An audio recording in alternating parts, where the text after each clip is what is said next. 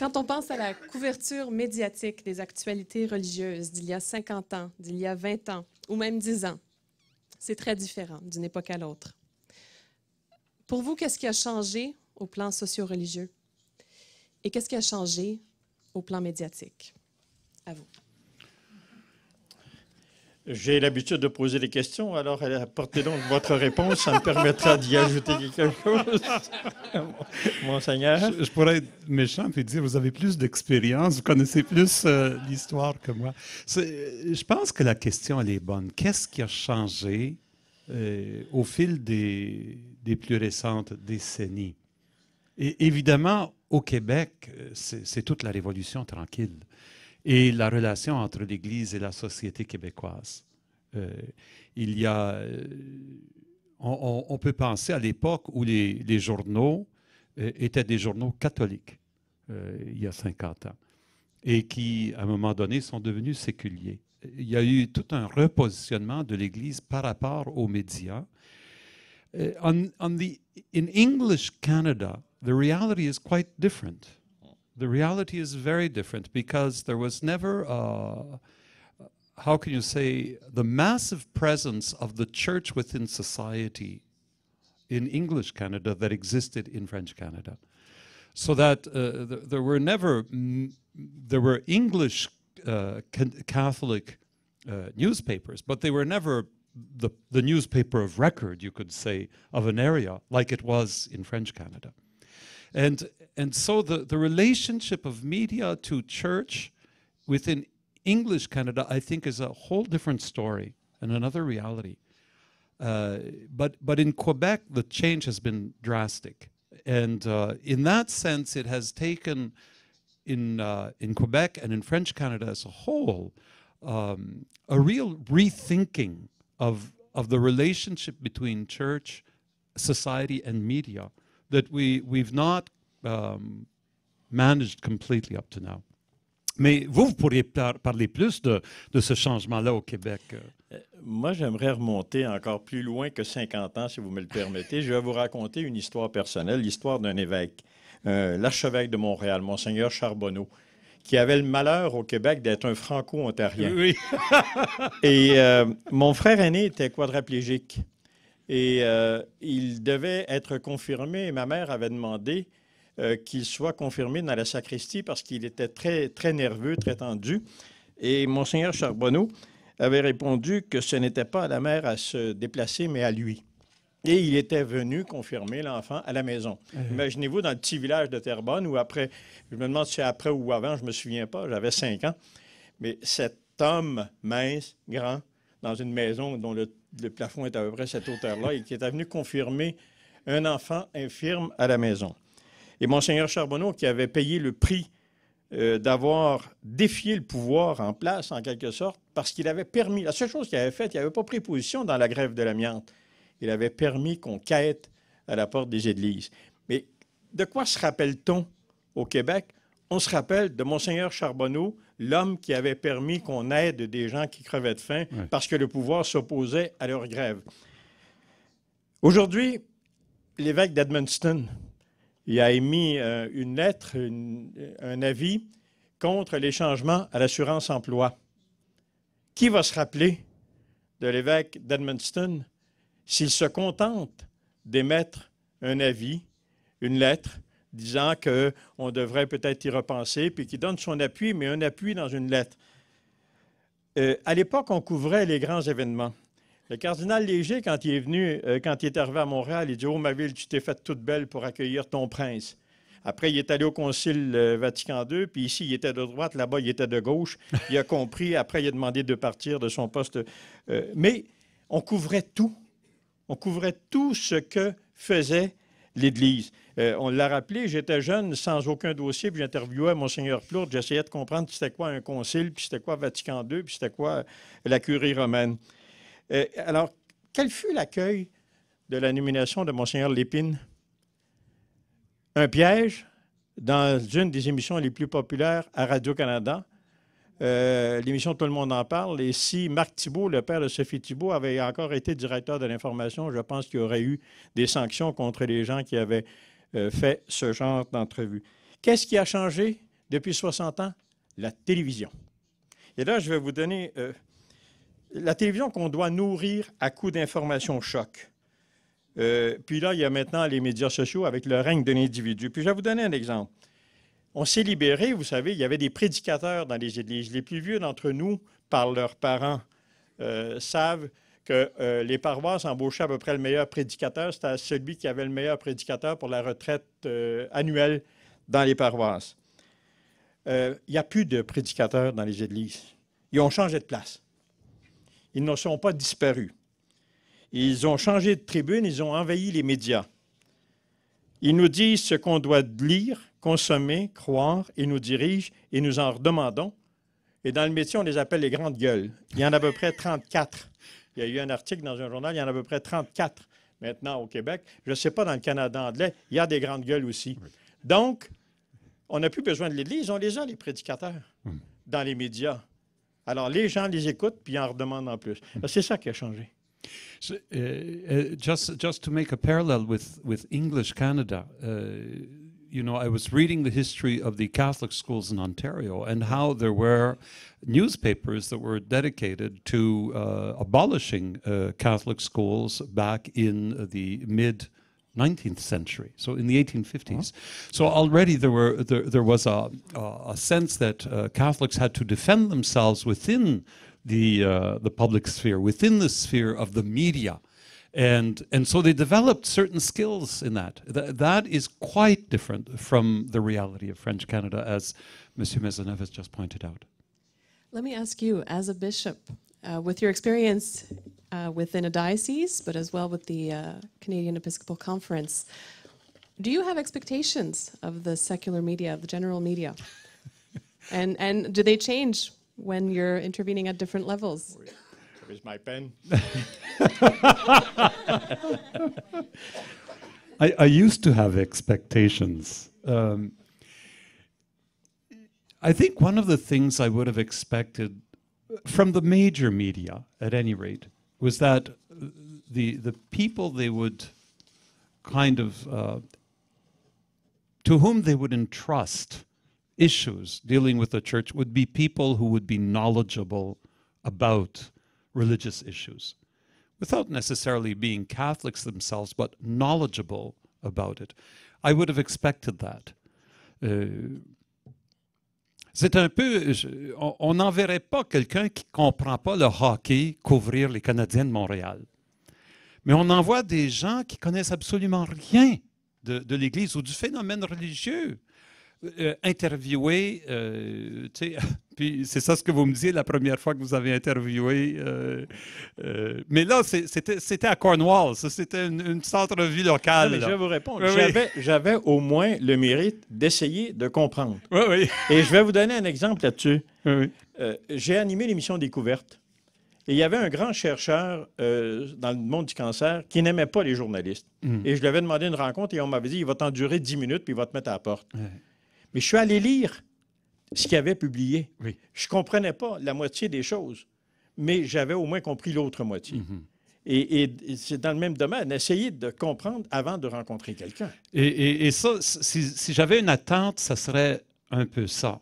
Mais aujourd'hui, je n'ai même plus cette attente-là. Je me rends compte que lorsque je rencontre des gens des médias, je dois commencer à la base. Je dois me présenter en me disant, savez-vous c'est quoi un évêque? et là, ils disent, ben, non, pas vraiment. Alors, est-ce que je peux t'expliquer? Ah bon, OK. Et ça aide. Mais je voudrais être capable, encore, et je rêverais d'être capable d'approfondir les questions, parce que dans un monde de médias où c'est le 9-second soundbite dont on parle, j'ai l'impression qu'il raccourcit ce soundbite-là continuellement. Et Twitter n'aide pas là-dessus, hein? Parce que Twitter, c'est, bon, quelques caractères, une phrase flash. Bon, on apprend à communiquer comme ça, mais la réalité, c'est la plupart des questions qu'on voudrait approfondir demanderaient plus de temps, plus d'espace. J'aimerais... I love listening to CBC Radio at 9 o'clock in the evening, the program called Ideas. it is one of the few places where you take the time to truly go to the depth of an issue in an intelligent, mature way. And I wish it was that way, but I know it's not. So my expectations are not that way. But those are my wishes, my dreams. Let me reverse that question for you and ask you, as a journalist with your long experience, does the media have expectations of the church? Oui. Ils attendent le scandale. C'est peut-être lapidaire, ça nous fait rire.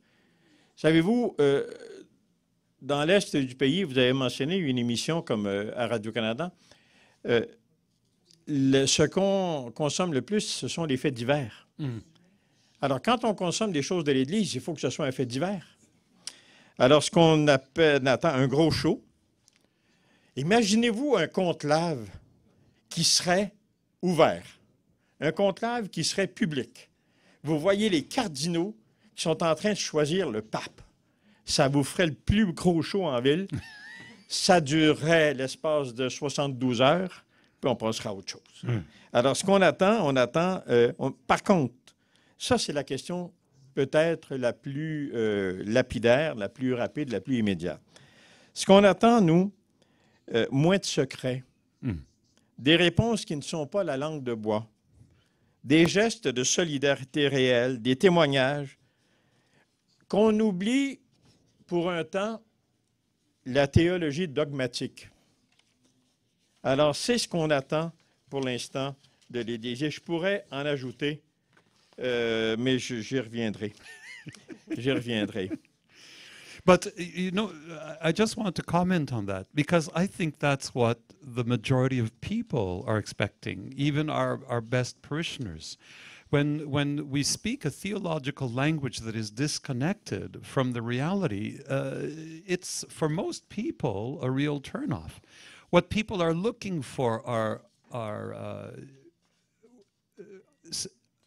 pas une langue de bois, comme vous avez dit. You know, a language that connects. I think this is the secret right now with Pope Francis. You know, that he's speaking a language that speaks to ordinary people. I have so many people now who are going onto the web every day to look at what he said at Mass this morning. It's incredible. You've never saw that. And usually it's a simple little thing. Like, what did he say this morning about to the religious there, that chastity should not be a way to spinsterhood, but to maternity? You know, that's quite... I had a teacher who once complained about religious who preserve their virginity in vinegar. That's another issue, you know that. But it's that kind of image, that kind of language, the language of testimony, the language of personal conviction, the language. So when Monsieur Maisonneuve says that this is what the media are waiting for, I don't think it's just the media in that sense. And we need, as a church, to listen to that invitation very seriously and to consider it very clearly. So let's talk about... Mais j'aimerais ajouter quelque chose sur cette question-là. Vous avez parlé du pape François. Moi, je ne sais pas ce qui est... parce que fondamentalement, sur ce qu'il est fondamentalement, il est dans la dogmatique, lui aussi. Ah oui. Bon, et puis Carole Wojtyla était aussi dans ces univers-là. Mais il a compris le sens des gestes. On se rappelle tous son silence quand il a été choisi comme pape, quand il a regardé la foule en silence d'abord, quand après il a demandé « priez pour moi ». Et imaginez-vous l'image du pape qui est il n'est pas dans une pape mobile, il est dans un autobus avec les autres cardinaux, puis il s'en va payer sa chambre d'hôtel. Comme Flash. Il y a le sens de la publicité, François. Maintenant, est-ce que c'est une mise en scène? Pour mieux... vous savez, je le rappelle, Jean-Paul II avait un charisme de pasteur. Mais a-t-il vraiment respecté l'esprit de Vatican II? Ça, c'est le genre de questions que je pourrais vous poser longtemps. Mais savez-vous, moi, je dirais... Puis là, je m'aventure, mais... Jean-Paul II, qui s'aventure. Mais Jean-Paul II, c'était un homme qui, comme moi, avait une formation dans le théâtre. Oui, c'est un bon comédien. Alors que François, non. Moi, je crois vraiment que François, c'est pas des gestes calculés. C'est qui il est. C'est son être qui est en train de paraître. Et je pense que c'est ça ce qui éveille, qui touche tellement les cœurs. Je ne suis pas en train de dire que Jean-Paul II était faux. Je crois que tous les gestes de Jean-Paul II étaient authentiques. Mais il savait ce qu'il faisait. Alors, je ne suis pas certain que François est en train de voir ça, lui. Bon, je vous laisserai en débattre tout à l'heure. Mais parlons, let's talk about bridging that gap between church, media, and culture in the perspective of the new evangelization. On parle de nouvelle évangélisation depuis plusieurs années. Globalement, on s'entend tous pour dire qu'il s'agit de prendre ou de reprendre contact avec nos sociétés déchristianisées, d'initier un dialogue avec la culture. Je pourrais vous demander, Monseigneur Durocher, quand l'Église s'adresse à la société dans son discours public, à différents niveaux, quel est son objectif profond? Qu'est-ce que cette évangélisation? Est-ce que c'est un appel à la conversion? Parce qu'on dit, on annonce Jésus-Christ, on propose Jésus-Christ, oui, mais encore. Est-ce que c'est de l'humanisation? Est-ce que c'est une Église qui cherche à participer au débat dans la cité? Voilà. I'll answer that in English. It's a very good question. I would make two preliminary comments. The first is that when you say what is the church seeking when it communicates, it implies that the church is a kind of a monolithic reality that has a strategy that is devised and that is uniformly applied across the board. I think we need to realize that the church is an incredibly complicated and organic reality. There's the Conference of Catholic Bishops. There's the regional assemblies, l'Assemblée des évêques catholiques du Québec. There are individual dioceses, each with its own reality, its own preoccupations. You know, the difference between a diocese like Montreal and a diocese like Amos is like night and day. And then there's the reality. Those are the structures, and there's the Vatican. But there are also the religious orders and the religious movements. There are movements out there that are dynamic, that have their own charism, their own vision. And then you have Catholic bloggers who have their blogs, and with all sorts of networking going on. All of that is the Catholic Church. So that's one thing. The other thing I would like to point out is that when we communicate, the reason for the communication will change continually. I mean, it's one thing to be saying, I want to speak about the position of the Church on the environment. And it's another thing to respond to a crisis when it's just been announced that a priest has been charged with sexual abuse in your diocese. You're dealing with two completely different communication realities there. And I think there are a number of communication realities. Sometimes it's information. Sometimes it's trying to influence public opinion. Sometimes it's simply to make known what it is about our faith that makes us tick. You know, so all those different realities create, I would suggest, a multitude of types of communication and communication events within the church. So to say that there's one purpose, one view, one strategy would be, I think, to misread the whole situation.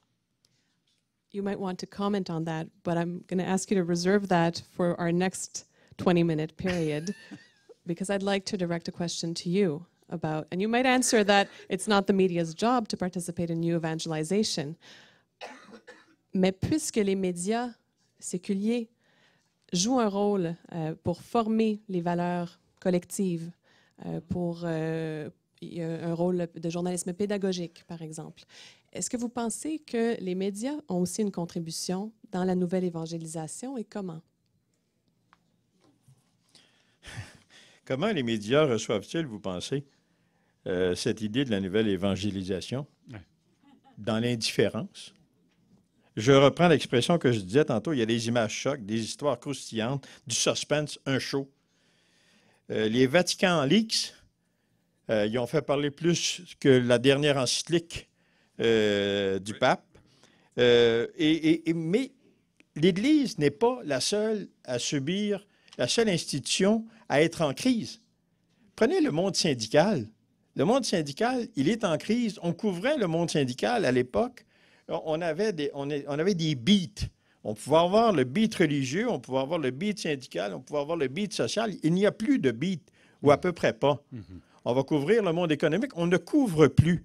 J'ai fait le beat de l'éducation, moi, et je vais vous dire, parce que j'étais à Radio-Canada, j'entendais mon entrevue sur tous les postes de radio, parce que quand un journaliste arrivait de la radio publique et de la radio privée, le ministre faisait une conférence, il ne se connaissait pas l'ABC et il mettait son micro sous le mien, puis il diffusait mon entrevue parce qu'il savait bien que moi, je faisais ça à la journée.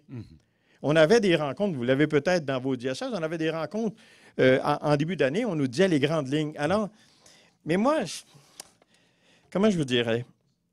Il faut que ce ne sont pas les médias qui vont faire l'évangélisation. Les médias, ils sont là pour faire de l'argent. Point final à la ligne. C'est très simple, posons-nous pas de questions, c'est comme ça. Il faut des témoins. Et je vais vous donner un exemple. Monseigneur Valois, qui était archevêque, évêque de Saint-Jérôme, qui était dans la foulée des évêques qui ont été nommés après le concile, il a pris fait et cause dans le cas de Mirabel pour les expropriés de Mirabel. Il est intervenu dans la crise d'Oka. Puis quand il était le directeur du cégep de Lionel Groulx, je me souviens, j'étais étudiant à l'époque, moi, puis on a fait de la contestation, mais Lionel Groulx lui a dit « Jamais la police. Jamais je vais appeler la police à venir dans mon collège. » Il prenait fait et cause avec les gens. Et je me dis, ça prend des témoins. Il y a Monseigneur Gaillot, vous savez qu'il y a eu pas mal de problèmes avec l'Église. Il dit, lui, dans un dialogue et liberté dans l'Église, il parle du terrain, de la rue, des exclus, sortir, rejoindre les lieux corrompus sans crainte le délit de mauvaise fréquentation. L'homme n'est pas fait pour vivre dans un carcan, mais pour s'ouvrir et se libérer. Autrement dit, le carcan de Marc Ouellette, ce n'est pas ce que les gens de l'Église voulaient. Et ce n'est pas ce qu'il faut pour que l'évangélisation fonctionne et soit accueillie, même dans les médias. Mais ce ne sont pas les médias qui vont faire l'évangélisation. C'est l'Église, par son comportement, par ses exemples, par ses choix. Alors, mon rôle va se modifier un peu maintenant. C'est vous qui allez pouvoir vous poser la question que vous avez toujours voulu poser à un journaliste ou la question que le journaliste a toujours voulu poser à un évêque. Et je sais que M. Maisonneuve en a déjà une en tête. Alors, je l'ai peut-être changé. Un bon journaliste, des fois, recommence son entrevue. Je vais vous laisser le plaisir de commencer alors. Êtes-vous l'homme de Rome ou l'homme... Oh, là, je me sens comme c'est la question qui tue. Mais je vous la pose en tout respect. Oui. Êtes-vous l'homme de Rome ou l'homme de votre diocèse? Je vais apporter une précision. Je me souviens d'avoir couvert des synodes diocésains où les gens du diocèse exprimaient leurs préoccupations, des gens qui œuvrent dans l'Église, exprimaient leurs préoccupations et qui, au terme de leurs travaux, se sont fait dire non. Parce que, prenons la présence des femmes dans l'Église, en tout cas, des choses, et se sont fait dire non. Alors, quel est le rôle d'un évêque? C'est de se retourner vers ses diocésains et de dire non, ou se retourner vers Rome et dire il faut qu'il y ait des choses qui changent. Alors, quel est le rôle de l'évêque? Est-ce que je peux... Vous pouvez me renvoyer la question. Oui. Ça serait un peu comme demander à un membre de parlement, es-tu l'homme de ta circonscription ou es-tu l'homme de ton parti? Moi, je dirais un membre de parlement qui est sérieux dirait je suis les deux. Je suis les deux dans le sens que si j'appartiens à ce parti-là, c'est que je crois aux valeurs que le parti prône, mais en même temps, je suis le représentant de ma circonscription et je veux que la voix de ma circonscription soit entendue à l'intérieur de ça. Et je dirais dans ce sens-là, si je suis évêque catholique romain, c'est que je crois dans ce que l'Église catholique romaine enseigne. Je ne serais pas là si j'aurais pas... Je ne serais pas là, je n'aurais pas consacré ma vie. En même temps, mon pastorat est auprès du peuple auquel on m'a envoyé. Et ma vie se passe avec les gens présentement de Gatineau.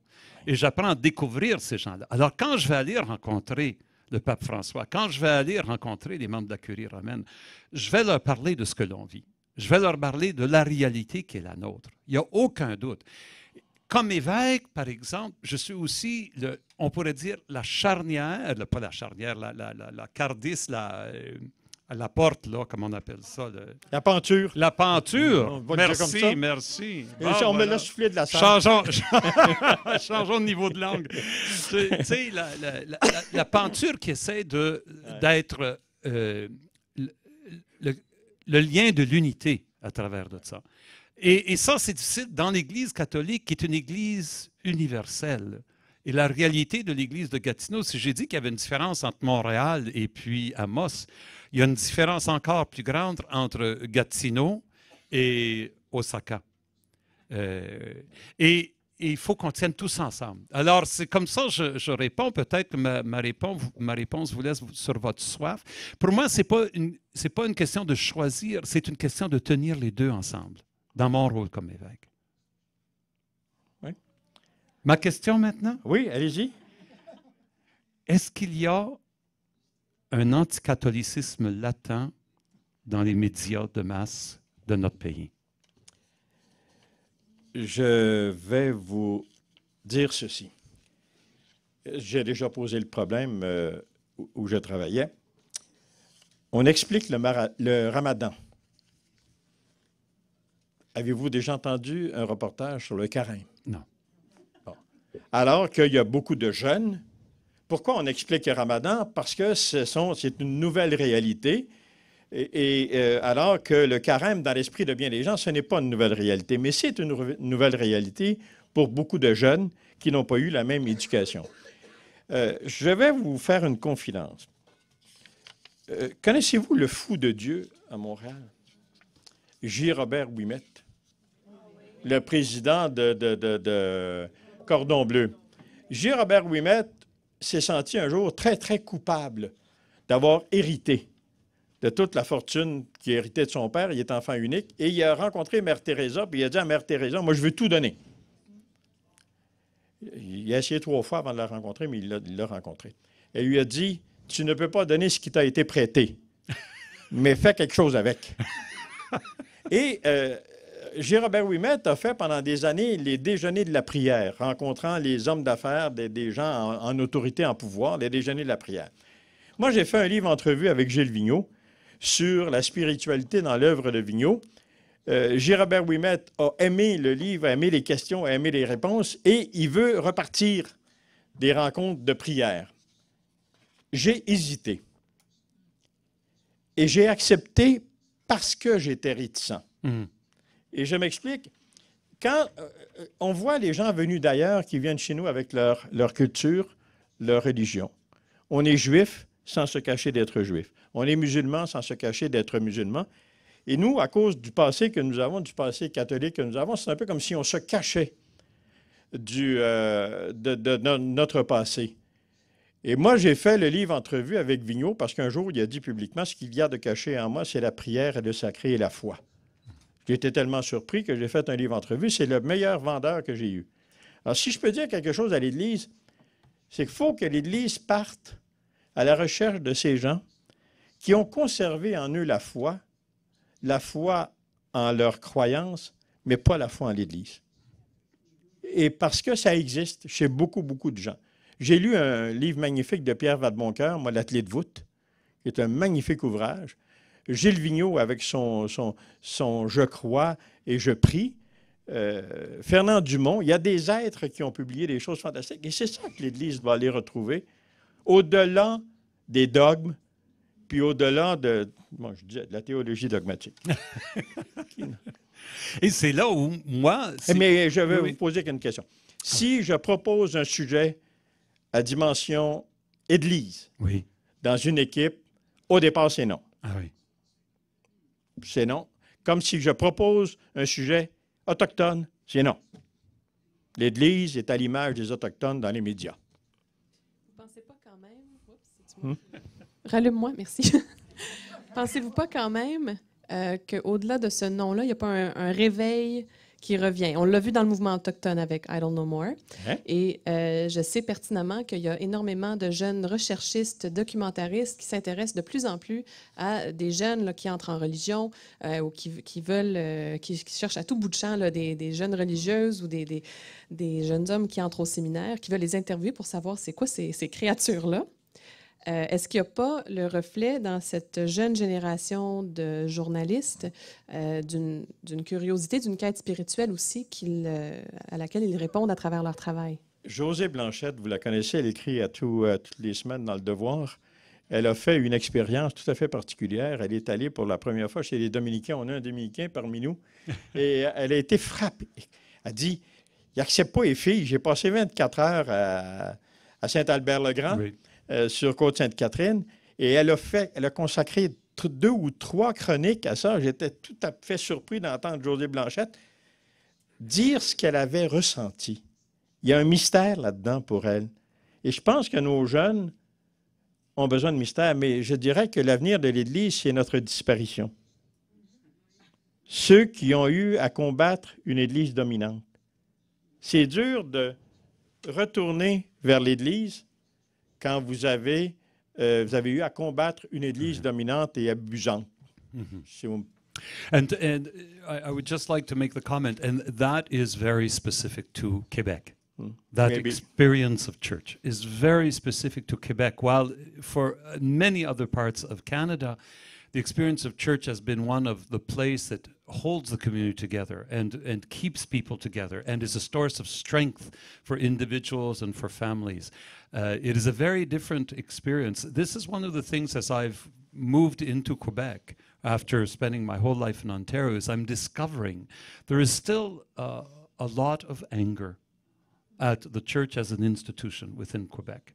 There's a deep-seated anger. And how you deal with that, I hear what you're saying. I think it's very important that we hear it, not only hear it but respond to it, because I think it represents a huge part of the population of Quebec. On the other hand, it's another reality, I think, outside of Quebec, and but that reality is also changing. That reality is also changing as I listen to people in other parts of this country. I'm starting to realize more and more that the old certainties are no longer taken for granted, can no longer be taken for granted. And the challenges that maybe we are experiencing in Quebec as a church we're at the forefront of something that is going to be true for the whole church in North America. So there's a need for dialogue there and for reflection. Je vous écoute parler, puis je me dis que peut-être une des choses que j'ai à faire, c'est d'établir des relations, par exemple, avec les gens qui travaillent dans les médias. Aller à la rencontre de l'autre, pour que ça ne soit pas seulement... Trop souvent, il me semble que nos rencontres sont des rencontres un peu de confrontation avec les médias et on gagnerait à connaître des membres. Moi, j'aime beaucoup ma rencontre avec vous. Moi, ce soir, je vous ai écouté tellement souvent à la radio, puis là, je découvre un homme qui est à l'image de ce que j'ai entendu. Comme je vous l'ai dit tout à l'heure, votre émission qui s'appelait Maisonneuve à l'écoute. Je vois ça chez vous, cet homme qui est à l'écoute, qui cherche à comprendre, qui cherche à saisir. J'admire ça. Et je me suis dit, quel privilège pour moi de vous rencontrer ce soir. Je me dis, c'est des choses qu'il faudrait multiplier peut-être, ces rencontres-là. Oui, mais comment dirais-je? Il faut savoir choisir. Je m'explique. Monseigneur Lépine, oui. Quand il est allé à Tout le monde en parle, ça, c'est le mirage. Le mirage d'une cote d'écoute d'1,5 million, 2 millions. C'est éphémère. Et par contre, l'Église a certainement des très bons coups qui sont faits. Il y a des communautés religieuses de femmes que j'ai eu le plaisir de connaître, de voir des sœurs de Sainte-Anne que j'ai eues comme voisines, que je voyais partir tous les matins pour aller œuvrer dans leur domaine, dans le silence, et à plus de 80 ans, et qui partaient et qui ont continué leur apostolat. Il y a des histoires fantastiques à raconter sur des faits et gestes qui se passent. Il faut savoir les raconter, ces histoires-là. Mais je reviens toujours à l'histoire. Si on arrive... Écoutez, quand Monseigneur Ouellet est arrivé, à Québec. Il a pris à rebrousse-poil tout son clergé. Et je reprendrai une phrase de l'Évangile. À Québec, on a souffert sous Marc Ouellette. Puis Marc Ouellette est arrivé, puis il a fait cavalier seul. Où étaient les évêques du Canada quand Marc Ouellette est allé tout seul devant... Est-ce que Marc Ouellette portait le message de tous les évêques du Canada? Non. Quand on savait lire entre les lignes de certains communiqués. Mais où sont, pour les bons coups, sur la place publique, où sont les membres de l'Église? Où sont lorsqu'il y a des revendications dans cette Église-là? Vous savez, moi, j'ai une série de questions que je pourrais vous poser. Je dirais, imaginez, là, un évêque a-t-il le droit de dire « Moi, je suis pour la confession collective ». Il y a quelqu'un à Rome qui a décidé que ça ne marchait pas. J'aimerais ça, moi, qu'un évêque dise « Écoutez, là, il y a un interdit à Rome, mais moi, j'ai toujours été pour la confession collective. » Il ne le dira pas parce que Rome a dit non. Êtes-vous pour ou contre les divorcés et l'Eucharistie aux divorcés? On dit non, ben non, il faut qu'ils patientent. Qu'est-ce qu'on fait avec ça? Mais c'est ce genre. Y a-t-il une liberté dans le sens des messages qu'on peut porter, dans le sens qu'on... C'est ça l'interrogation. Oui. Vous allez faire la manchette dans les médias si vous dites oui, il y a une Eucharistie pour les divorcés, remariés.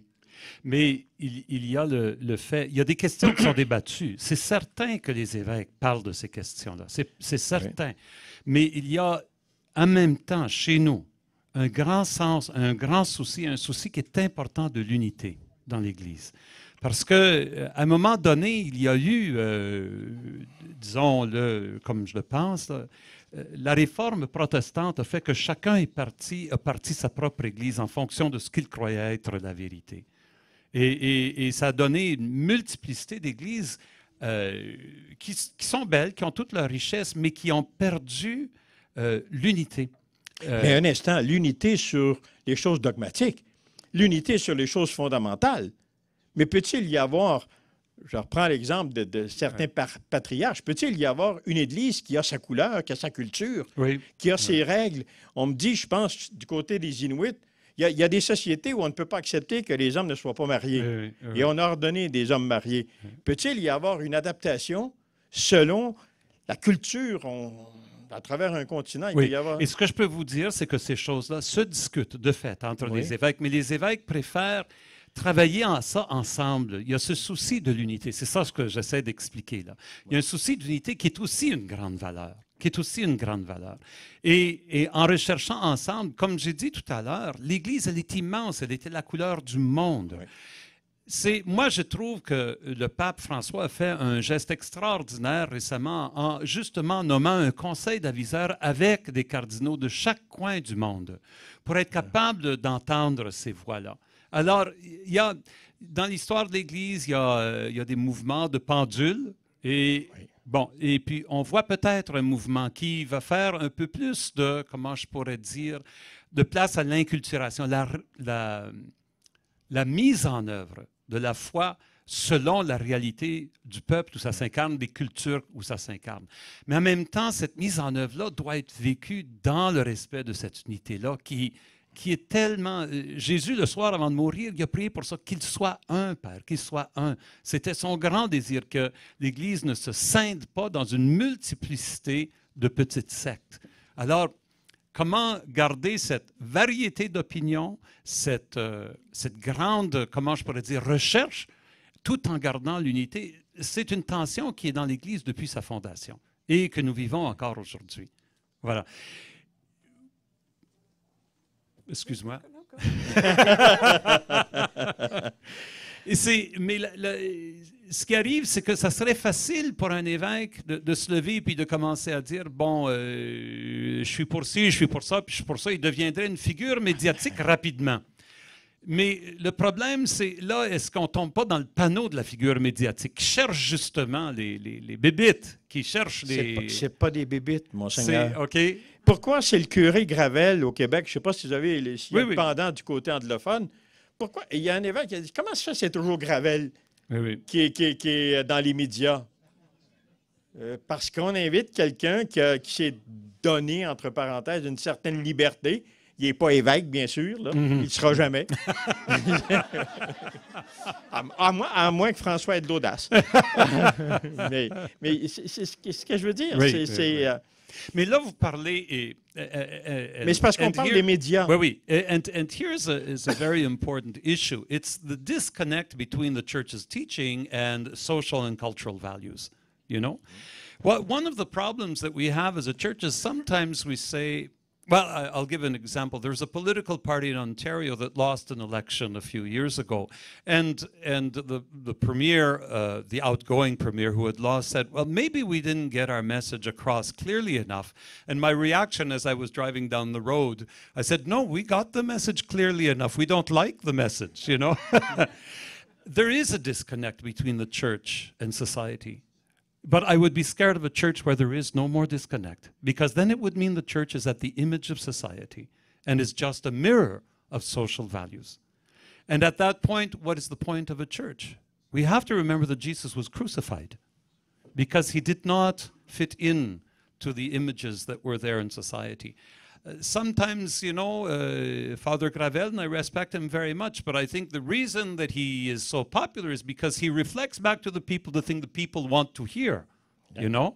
And so, hey, this is great, but where is the challenge then of the gospel message? And so our relationship with the media and with culture will always be one of tension. And I think, personally, this is something we have to accept. That it is one of tension, because the message that we are bringing is not one that is immediately receivable. And at the heart of the message is the fact that Jesus of Nazareth is the incarnated Son of God, and that he died and that he rose from the dead. I mean, this is the big scandal, you know, apart from whether, divorced people can receive communion, which we can debate, but at the heart of it is this story of one who claims to be the Son of God who rose from the dead. And there the media will say, as a general rule, I think, well, we'll listen to you about that another time. Like St. Paul was told by the leaders in Greece, you know. So that disconnect makes and creates a tension, and I think we need to respect that tension and not let it evaporate. Alors, une Église qui interpelle dans une tension créatrice avec la société. Voyons si on a des participants qui vont vous interpeller tous les deux. So let's drop the puck for this third period, 20 minutes. And I'm going. So there is a microphone in the back. Okay, vous pourrez soit aller au micro. Si vous êtes plutôt à l'avant, me faire signe parce que j'aimerais ça qu'on puisse entendre la question au micro pour des questions de captation audio pour le tournage, parce que on tourne ça ce soir. Alors, allez-y, monseigneur. Vous ne me connaissez pas, mais moi je vous connais. Je suis évêque de Mont-Laurier. Je voyage beaucoup et j'ai eu l'occasion de vous entendre souvent à la radio. Et je dois, comme Paul-André, vous dire que j'ai beaucoup apprécié souvent vos émissions. Et la question que vous avez posée par rapport au silence de l'Église peut avoir, j'ai été témoin aussi de vos dernières émissions, où vous avez aussi fait le bilan du traitement de l'information. Et vous avez été capable d'être critique par rapport à votre institution. C'est au moment de votre sortie que vous l'avez fait. Je vous laisse tirer les conclusions. C'est vrai que même le téléjournal de Radio-Canada, dans le traitement de l'information, est anecdotique. Vous l'avez dénoncé au moment où vous avez quitté en disant qu'on n'approfondit plus les causes des événements, une analyse systématique. Vous avez été capable de souligner les bons coups, mais c'est au moment de votre sortie que votre liberté est devenue plus grande. Et ça arrive de même aussi en Église. On préfère ne pas manifester publiquement ce qui peut, même dans la vie d'un couple, c'est la même chose devant les enfants. On préfère régler les événements d'une façon plus délicate. Et je vous dirais que moi, c'est pas Rome qui est ma difficulté comme évêque. Ma plus grande difficulté, c'est moi-même. Je ne suis pas l'évêque que le Seigneur attend de moi. J'accepte totalement le genre de critique que vous venez de faire, mais Une oui. constatation. Et je vais vous dire, quand on travaille à Radio-Canada pendant plus de 40 ans, il y a un code d'éthique à Radio-Canada. On essaie d'être, je pense... Vous savez, le père de Sophie Thibault avait, quand il y a eu l'élection du Parti québécois, puis il y a eu les référendums au Québec, puis le référendum à Ottawa avec Charlottetown, tout ça, on avait des pressions énormes où on voulait que Radio-Canada soit le défenseur de l'unité canadienne. Et M. Thibault avait fait un texte en disant, non, en information, Radio-Canada doit être le reflet de la réalité canadienne, ce qui est une différence. Mais il dit, on demande des journalistes qui sont honnêtes, qui ne sont pas mièvres et qui font leur travail. Et ce n'est pas dans une émission que l'on établit ce que je dirais la parité ou l'équilibre, c'est à travers l'ensemble des émissions. Mais c'est difficile, par respect pour les collègues, d'aller dénoncer. J'ai mes bibittes quand je vous parle des prédicateurs. Je ne vous ferai pas une conférence sur les prédicateurs il y a 1 an et demi. Je peux me permettre, en ayant retrouvé ma liberté, de faire une conférence sur les prédicateurs qui ont envahi les médias. Et je pense que c'est par respect. À travers les émissions que l'on fait, je pense qu'on peut apporter, on peut faire la part des choses, comme dans le travail d'un évêque. Son rôle n'est pas de dénoncer le pape, mais il est de faire son travail dans le plus grand respect de ses diocésains et d'être conscient de la profondeur, soit du désarroi parfois. Oui. Et je pense que c'est dans ce sens-là, mais j'accepte totalement de ce que vous avez. Je trouve, what I find interesting in listening to speak is it helps us realize that the media also is a whole world. It's one we also tend to look at the media from outside and to see it as a kind of a monolith and a structure. But listening to you makes me realize the reality that there are individuals here. There are tensions within the institutions themselves. And I think that this is good for us to hear and to remember and to keep in mind as we speak with people and as we prepare interventions. We have a question over here, and then I'll go to you in the back. Bonjour, Julien Guillot de Québec. Tout à l'heure, dans les dernières 10 minutes de discussion, on a abordé les questions d'Eucharistie pour des gens divorcés et tout ça. Ce que je constate, c'est un reflet que je fais par rapport aux propos tenus, c'est que les questions, selon les générations, se posent différemment. Et ce que je vois beaucoup dans les médias, c'est qu'on aborde ces questions-là de l'ancienne génération, je dirais, parce qu'actuellement, la réalité, quand le couple se marie, on se demande si on va pouvoir célébrer l'Eucharistie et non pas s'ils sont divorcés, tu dois à la communion. C'est qu'on dit, oups, sont-tu prêts à célébrer l'Eucharistie en même temps que célébrer le mariage? Donc, les perspectives changent beaucoup. Sauf que je constate que dans un certain discours média, on revient toujours l'approche de l'ancienne génération de la façon de poser questions. C'est pour ça que je vous ai dit tantôt que l'Église s'en sortirait quand on ne serait plus là. Là, ce serait la véritable évangélisation. Oui. Si vous voulez, on va prendre la question qui est à l'arrière, puis vous pourrez faire un commentaire général ensuite. Bonjour, François Méville-Deschênes. C'est plus un commentaire. Alors, pour ceux qui ne me connaissent pas, je suis membre de communication et société, mais il y a 1 an et demi, j'ai travaillé à l'archidiocèse de Gatineau, aller prêter main forte dans ce temps fort-là où Monseigneur Rébacher est parti, Monseigneur Durocher est arrivé comme responsable des communications. Ce qui fait que tous les journalistes de la région avaient mon numéro de téléphone cellulaire. Alors, après la Semaine Sainte, le vendredi saint, c'est-à-dire plutôt le samedi saint, j'ouvre mon téléphone cellulaire que je n'avais pas ouvert pendant le vendredi saint et je m'aperçois que j'avais 2 messages téléphoniques. Et c'était 2 stations, il y avait TVA puis il y avait une station de radio privée. Rien du type d'émission que vous faisiez, M. Maisonneuve, plus du léger, mais c'était le matin. Et ces 2 stations-là m'avaient laissé un message, genre à 8 h le vendredi saint, le matin. Est-ce qu'on peut avoir, je ne savais pas que j'étais plus à l'emploi du diocèse, est-ce qu'on peut avoir, vu que c'est le vendredi saint, une entrevue avec l'archevêque? Alors, quand j'ai retourné l'appel après, là, bon, tout ça, le congé, je leur ai expliqué, enlevé mon numéro de téléphone, c'est plus moi, voici qui a appelé, blablabla. Mais c'est pas ça que je veux savoir. Ce que je veux vous dire, c'est qu'au-delà de toutes les grandes questions et tout ça, il y avait des gens, ce matin-là, qui auraient voulu savoir c'est quoi le sens du Vendredi Saint. Puis c'est ça, Monseigneur, quand vous expliquez la résurrection, ça aurait été le temps là. Bien sûr, quand j'ai rappelé les journalistes, j'ai dit, regardez, vous allez faire vos devoirs, là, s'il vous plaît.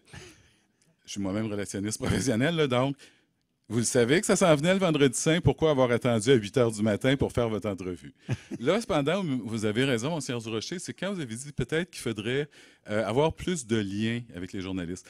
L'année prochaine, dans les diocèses, vous pourriez peut-être, en tout cas à Gatineau, une semaine avant le Vendredi Saint, appeler les journalistes et dire « Avez-vous l'intention de demander l'archevêque, là? C'est le temps de le booker. » Mais c'est ça, être proactif, puis vous aurez passé un message à des postes populaires, mais qui ont une bonne cote d'écoute, avec des gens qui sont des leaders d'opinion, si vous voulez, oui, et qui pourraient passer des messages fort simples, mais en tout cas, voilà.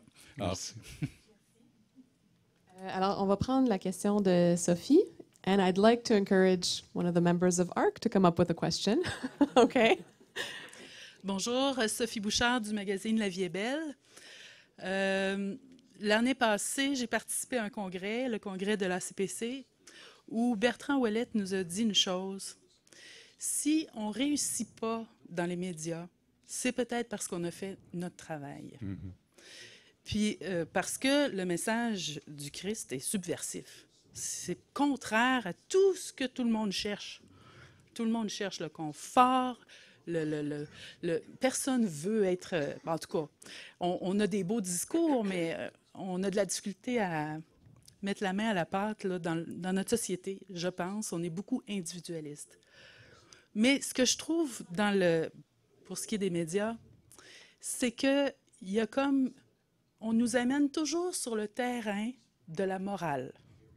Toujours sur le terrain de la morale. Et l'Église se laisse prendre au jeu parce qu'elle veut défendre son point de vue. Mais moi, je pense qu'il ne faut pas aller sur ce terrain-là parce qu'il n'y a personne qui va... Comment je pourrais dire? Il n'y a personne qui va accepter d'entrer dans un questionnement spirituel en se faisant dire en partant, tu ne pourras pas faire ci, tu ne pourras pas faire ça, et voici comment que c'est. Pourtant, ces gens-là se privent d'un message qui est là et qui peut changer toute leur vie. Mais je pense que l'Église ne peut plus entrer dans ce discours moral-là.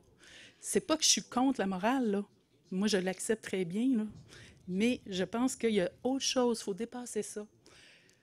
Peut-être qu'on ne parlera plus de l'Église. Oui, mais j'aimerais... Et ça, c'est un défi. Et je comprends ce que tu veux dire. Il faut se rappeler, la morale suit la découverte d'un Dieu vivant qui a quelque chose à nous dire. Voilà. Bon, alors, la morale est secondaire par rapport à l'acte de foi. Hein, Par contre, souvent, l'Église, les évêques choisissent d'intervenir sur justement des questions morales qui sont débattues. Et ça, et ça, moi, je pense que ton intervention, elle est très juste. Parce que là, on est toujours en train de parler sur les questions qui sont secondes et non pas sur les questions qui sont premières. Mais là, c'est le problème, comme vous le disiez, ces questions qui sont premières, comment est-ce qu'elles peuvent intéresser les médias? Il faut que ça soit à partir d'expériences personnelles, comme celle de cette jeune femme qui va chez les Dominicains passer une semaine et qui dit qu'il y a du mystère. Mais je vais vous donner un exemple. Excusez, Mme Bouchard, vous vouliez... Vous l'avez dit, c'est le témoignage. Il n'y a rien d'autre. Écoutez, quand j'avais fait Monseigneur Ouellette, j'avais compris que dans l'esprit de Monseigneur Ouellette, puis Monseigneur Ouellette était très près de Ratzinger, puis il était très près aussi de Wojtyla avant, puis il était très près d'Urs von Balthasar et toute cette gang-là. Lui, c'est la révélation venue d'en haut. Alors, on part d'en haut, il n'y a pas grand marchandage qu'on peut faire avec ce qui est venu d'en haut. J'avais fait une entrevue avec Hans Küng. Ça part de la réalité humaine, de la condition humaine, et par la prise de conscience de la condition humaine et de l'aide que je peux apporter vers la condition humaine, je rejoins la transcendance. Je ne suis pas un théologien, puis Non, vous dites très bien ça, je suis... Alors, mais moi je dis, moi, je suis beaucoup plus Hans Küng, qui me dit, je vais vous donner un exemple. Mon père, un jour, mon père n'allait pas à la messe tout le temps, quand il y avait le temps. Puis ma mère, qui a eu un enfant infirme, a été des années sans y aller. Moi, j'y allais très jeune parce que je trouvais que les cérémonies étaient bien belles. Surtout les... Ben, écoutez, il n'y avait pas de télévision dans le temps, là, quand j'ai commencé à être servant de messe. Alors, écoutez, la cérémonie du Samedi Saint, ou la procession de la fête de Dieu, quand vous étiez celui qui maniait l'encensoir, toutes les petites filles vous regardaient quand vous passiez le long du chemin. Et puis, je rêvais pas d'être prêtre. Mais un jour, il y avait un Anglais chez nous qui s'appelait Paddy Moody. Paddy, il prenait un coup. Je pense que Paddy avait fait la guerre, puis ça marque les hommes. Mon père haïssait pas ça non plus. Fait qu'une bonne journée dans Monté-Masson, pour ceux qui connaissent Terrebonne, une longue montée, il n'y avait pas de construction. Un beau dimanche après-midi ensoleillé comme aujourd'hui, mon Paddy, il s'en vient, puis il trébuche, puis il tombe. On le voyait. Mon père se lève, ma mère dit à mon père, laisse-les donc cuver son vin. Mon père se lève, sans dire un mot, Paddy est en train de se noyer dans le fossé. Mm. Moi, je dis, mon père n'était pas à la messe cette semaine-là. Mais je me rappelle la parabole du bon Samaritain. Et je considère que l'exemple était beaucoup plus fort que l'exemple d'une personne qui va à la messe à tous les jours. Ce que je veux dire par là, c'est souvent dans les gestes. Monseigneur Lafontaine, à Montréal, qui avait un œil croche, qui est mort beaucoup trop tôt, lui aussi, quand il y a eu la grosse grève à United Aircraft, qui s'appelle aujourd'hui Pratt & Whitney, il avait agi comme médiateur pour essayer de sauver la vie de bien des gens ou ces choses-là.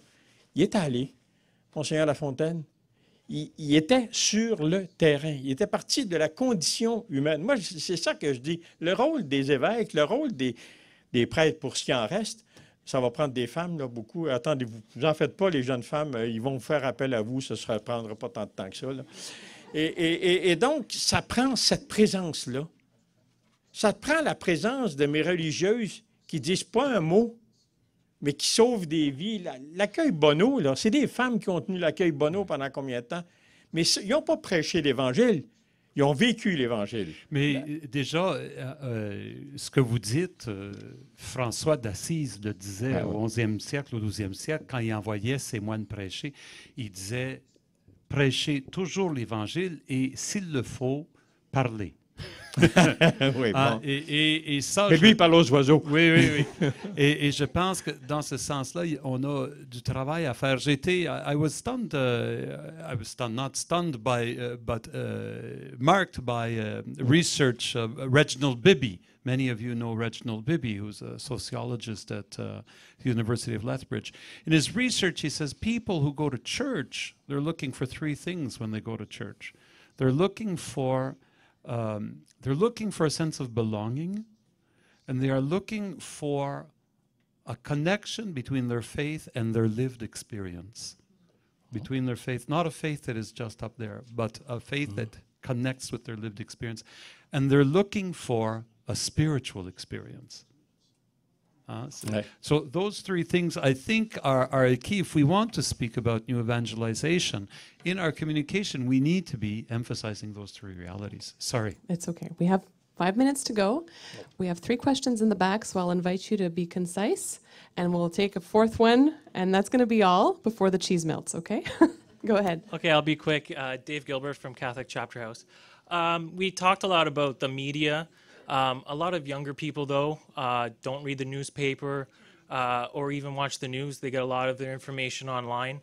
Can you just tell me how the church can engage those people who are online through new media, and if the church is doing anything currently? That would be a wonderful, this would be a whole other issue. How is the media, the major media, dealing with the new reality of social communication? I was reading La Presse has just put out a whole new web-based platform, you know, within to communicate, especially with these new modes of communication.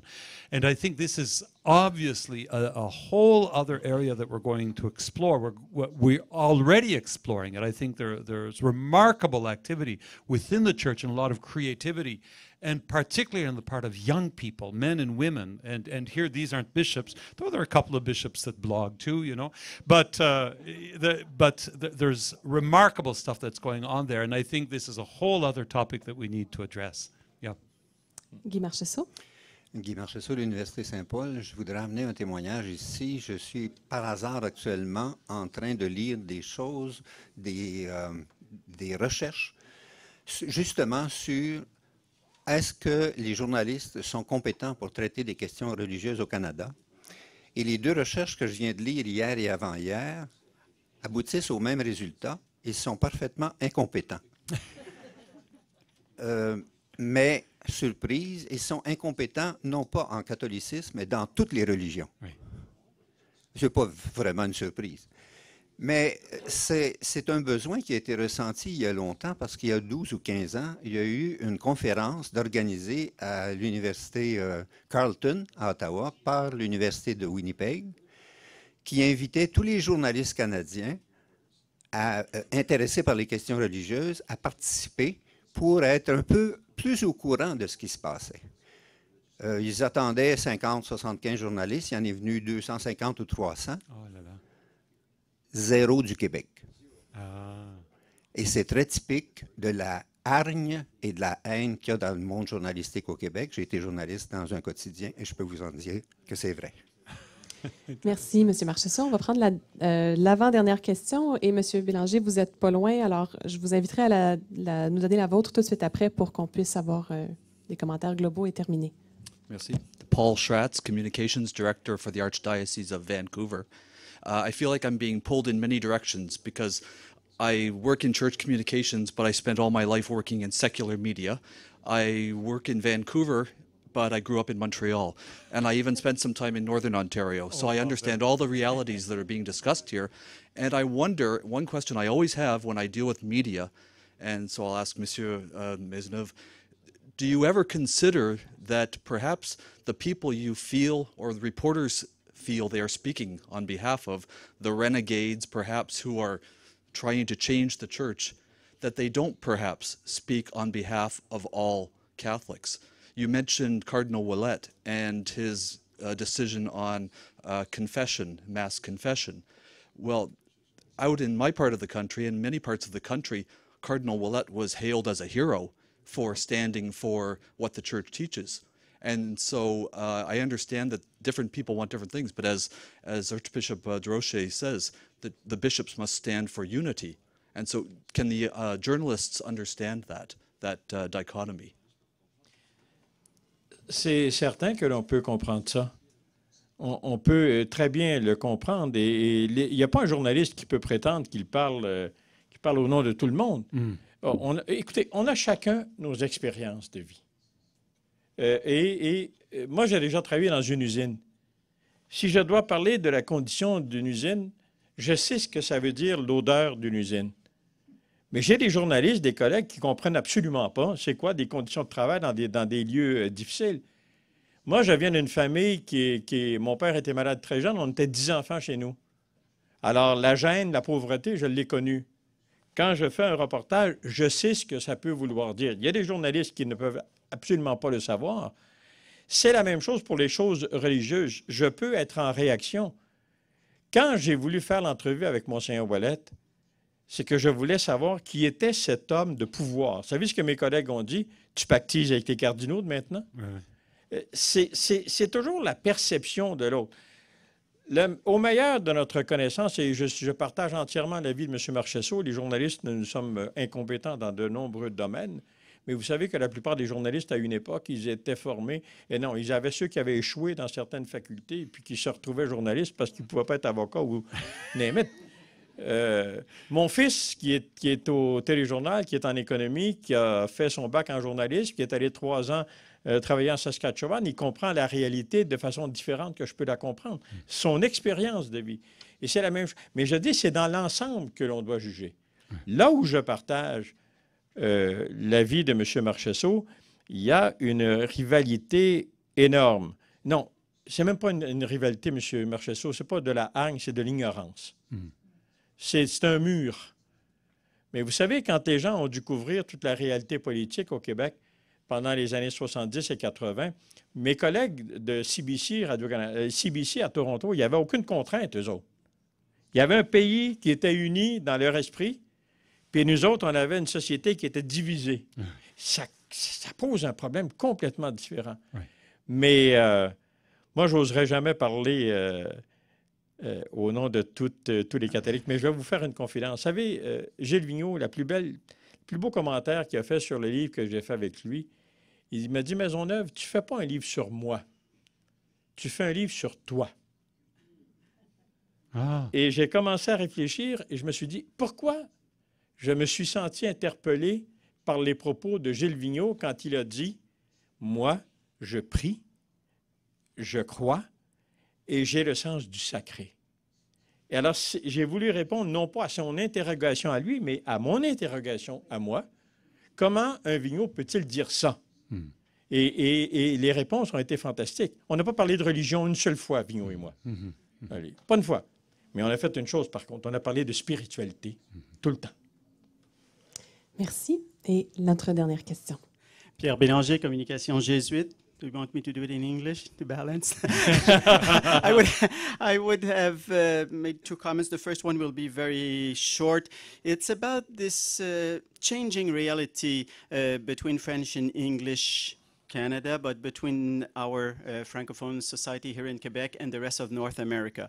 I think that it is true that we have faced a lot of aggressivity against the Catholic Church in our environment, but I have seen more and more, I have lots of contacts in the US with the US Church over the last 12, 13 years, and I'm starting to see that because probably mainly of the sex scandals in the church all over the world, that this same kind of aggressivity against the Catholic Church is appearing in many other parts of the world, and I think that we will be better understood in our situation here in Quebec because of that, in the relationships between the media and the church, the Catholic Church. But my second comment is about unity. It's certainly a value. I'm all for it. And I realized that Cardinal Martini has waited until the day before he died before clearly stating that the church was 200 years behind its time. Okay? But I believe that this strong interest in what we call unity in the Catholic Church has created a gap, so has worked against unity, separating a large number of people from being interested in the voice and the thought and the values of the church, because the way of working for unity has left aside what was more important for Jesus, in my opinion, my humble opinion. Humble doesn't go with Jesuits. But freedom. What do we do with freedom? What do we do with freedom? And I'm not going to give you any freedom. You have to give me a short answer so we can wrap this up. If I can just take that very word freedom is certainly key in the gospel. But if you were to compare the gospel understanding of freedom and cultural understanding of freedom, you would be in two different worlds. And so how do you bridge that? And how do you speak of the biblical notion of freedom in the midst of a world that has an understanding of freedom that is light years away?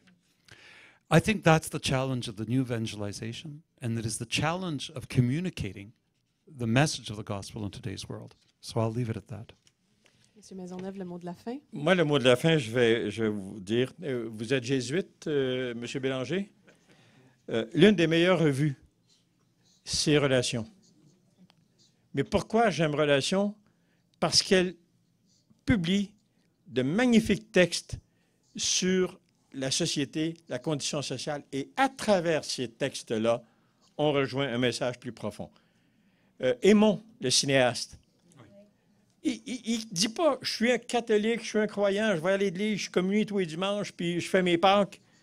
Il a publié il a fait 3 magnifiques films, La foi, l'espérance, la charité.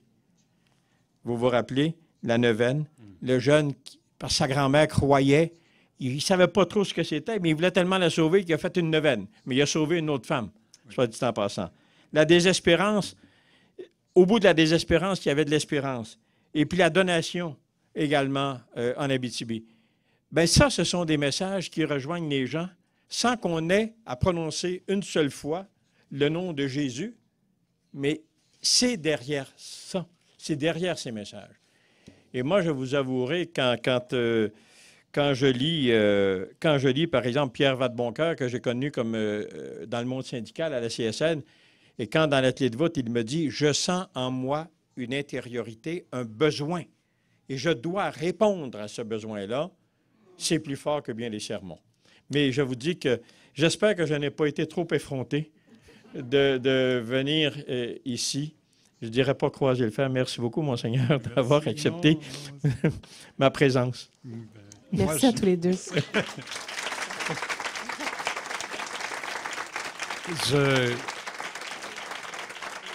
Je vous l'ai dit tout à l'heure et je le répète devant les autres, l'honneur est le mien. Merci beaucoup. And it's been an honor for all of us to have you both start this conversation for us. Thank you. Merci.